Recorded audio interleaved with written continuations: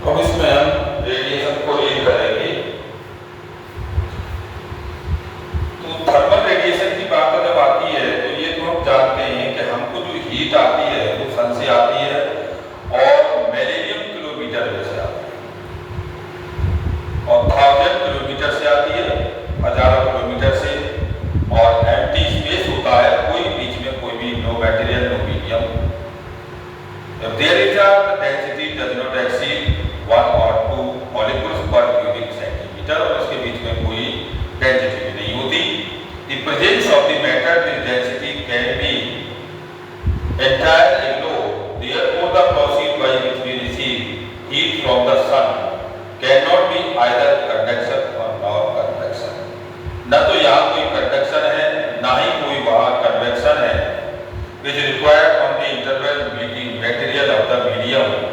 This is process term as radiation. क्योंकि सन से जो एनर्जी हमारे पास आती है वो रेडिएशन के रूप में आती है और ये हजारों किलोमीटर से न कोई मटेरियल है न कोई डेंसिटी है, ये सिर्फ ट्रांसफर होती है न तो कंडक्शन के द्वारा न कन्वेक्शन के द्वारा। ये जो भी एनर्जी हमारे पास ट्रांसफर होती है रेडिएशन में वो टोटल एनर्जी हमारी रेडिएशन। तो यहाँ ये भी बताया गया है कि heat travelling by the radiation is called as a radiant heat और thermal radiation. During this process heat from the sun passes through an air around the earth but the air is not heated. Maxwell defined the radiation as the transfer of heat from a hot body to cool body. ये बात Maxwell ने अपनी बात में कही थी कि जो हीट है वो हीट भी ट्रांसफर होती है हीट बॉडी से कूल बॉडी। ये मैक्सवेल ने अपनी बात में कहा और इस बात को माना गया कि ये बात उनकी सही है और applicable the heating of the intervening medium और स्पेस। और इसकी जो इंटरवीनिंग मीडियम होता है वो बीच में स्पेस होता है। हम एक बॉडी यहाँ रख दी, एक बॉडी यहाँ रख दी, एक उस बॉडी को हम ट्रांसफर कर रहे हैं। अब देखो यहाँ हमारे पास एक बॉडी है ये वाली और इस बॉडी का हीट ΔH1 है और ये दूसरी बॉडी हमारे पास ΔH2 है। देख रहे हैं कि ΔH1 जो है ग्रेटर है ΔH2 से और इसके बीच में स्पेस है। जब बीच में स्पेस है तो इससे हमें पता चलता है कि यहाँ से जो एनर्जी ट्रांसफर हो रही है ये वाली, ये कंटिन्यू ये ट्रांसफर हो रही है ये इसमें स्पेस में। तो यहाँ देखा गया कि जो हीट ट्रांसफर होती है स्पेस में ये हायर में होती है, ये लोअर में होती है और ये तब तक फ्लो होती है जब तक दोनों का टेम्परेचर बराबर नहीं हो जाता। जब दोनों का टेम्परेचर इक्वल हो जाएगा तो हीट का फ्लो अपने आप ऑटोमेटिकली ब्लॉक हो जाएगा। तो इसमें स्टेटमेंट भी कहा गया है कि this statement does not mean that an intervening medium will not be heated from when thermal radiation or the passes through this. In fact, the body may observe radiant heat to a greater or lesser degree when the radiation falls on them or passes through them and thereby get heated to a greater or lesser extent. The example of the such substance are glass, wood, metals. On the other hand, some substance allow the radiant heat to pass through them without being heated to any great extent. Examples of a such substance are the quartz, rock salt and fluorspar. यानी कि इन सब में हम देख रहे हैं heat पास हो जाती है, जबकि ग्लास और वुड और मेटल जो होते हैं ये हमारे हीट के अच्छे एग्जाम्पल हैं और नियर बाय द हीटेड को हम देखते भी हैं। तो कंक्लूजन ये निकलता है we can say that when heat is propagated by radiation. तो इसका मतलब ये कहा जाता है कि हीट जब भी ट्रांसफर होती है तो वो रेडिएटेड कंडीशन में होती है और रेडिएशन के बीच में ट्रांसफर होने में हमारे पास कोई भी मटेरियल कोई भी मीडियम नहीं होता।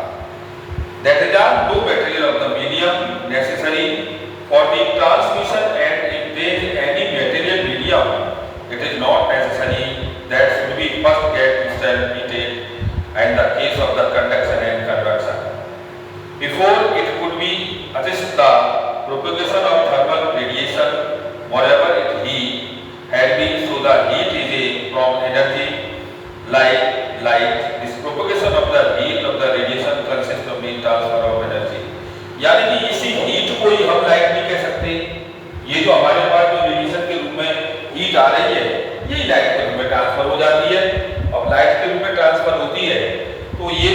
हमारे पास एक थर्मल ट्रांसफर है। We get the empty space, the interstitials to the thermal radiation as अलग अलग प्रॉपर्टी। तो उसकी कुछ प्रॉपर्टियां हैं, उन्हें आप बता सकते हैं हम। पहला है thermal radiation travel through empty space with the velocity of light. ये वेलोसिटी ऑफ लाइट से ट्रेवल करता है। मतलब ये जिसकी जो वेलोसिटी होती है, ये जब भी थर्मल जो मूवमेंट करता है रेडिएशन, ये लाइट वेलोसिटी से मूवमेंट करता है 3 × 10⁸ मीटर पर सेकंड। नंबर 1। दूसरी बात, थर्मल रेडिएशन मूवमेंट बाय ये स्ट्रेट लाइन, ये ट्रेवल करता है स्ट्रेट लाइन से। तीसरी बात, thermal radiation like obey the law of inverse square, ये लॉ को इनवर्स स्क्वायर के लॉ को फॉलो करता है। चौथी बात, ये thermal radiation is reflection of the light और रिफ्रैक्शन ऑफ द लाइट, ये दोनों प्रॉपर्टी को फॉलो करता है, एक रिफ्लेक्शन को और दूसरा रिफ्रैक्शन। इसका मतलब लाइट में ये दोनों ही प्रॉपर्टियां फॉलो होती हैं, तो हीट में भी दोनों होती हैं, ये रिफ्रैक्शन और रिफ्लेक्शन दोनों करता है। और 5 है fifth point, thermal radiation is the phenomena interference diffraction and polarization. ओहो, यानी कि लाइट के अंदर जो भी चीजें होती हैं, डिफ्रैक्शन है, इंटरफेरेंस है और आपका डिफ्रैक्शन है, ये सारी फेनोमेना सभी को ये फॉलो करता है। इसका मतलब है कि radiation is equal to light. तो हम ये कह सकते हैं कि heat of radiation is equal to ray of light. Ray of light, या हम ये भी कह सकते हैं वेव ऑप्टिक्स। तो दिस इज मींस आज point in equation of the positive लगा सकते हैं कि heat of radiation of the ray of light और प्लस वेव ऑफ ऑप्टिक्स, इन सभी चीजों को वो यूज करता है जिसमें आपका डिफ्रैक्शन है, प्लस इंटरफेरेंस है और प्लस पोलराइजेशन है। ये सारी प्रॉपर्टियों को फॉलो कराता है। जब तक हीट हमको नहीं आएगी, हम इसमें रेडिएशन को समझ नहीं सकते। तो from the only difference is that the average wavelength is greater that of the visible light. अब इसी हीट से लाइट में विजिबल लाइट कन्वर्ट होती है thermal radiation called is infrared radiation. तो इसलिए हम इसको इंफ्रारेड रेडिएशन भी कह सकते हैं। इंफ्रारेड रेडिएशन भी ये कहता है, यानी कि which is the thermal energy transfer by called is infrared radiation. The spectrum of radiation given out of the hot body may be formed by using the prism of the rock salt KCl, which is fluoride, or diffraction grating of the large spacing just as the spectrum of the visible radiation is formed by using a ordinary glass prism or grating। हम इसे glass prism के द्वारा भी react कर सकते हैं। तो thermal radiation cannot be detected by the eye or the photographic plate, but they can be detected by the bolometer। यानी कि थर्मल रेडिएशन रिफ्लेक्टेड आई को नहीं करता है, फोटोग्राफिक प्लेट को नहीं करता है, ये सिर्फ बोलोमीटर को रिफ्लेक्ट करता है। It depend on the change of the electrical resistance with temperature. Thermopile is just a series of the thermocouple connected property by given EMF proportional to incident energy. अब देखो ये कह रहा है थर्मोकपल का मतलब हो गया, एक हमारे पास ये मेटल है कॉपर की और एक मेटल हमारे पास ये जिंक की है।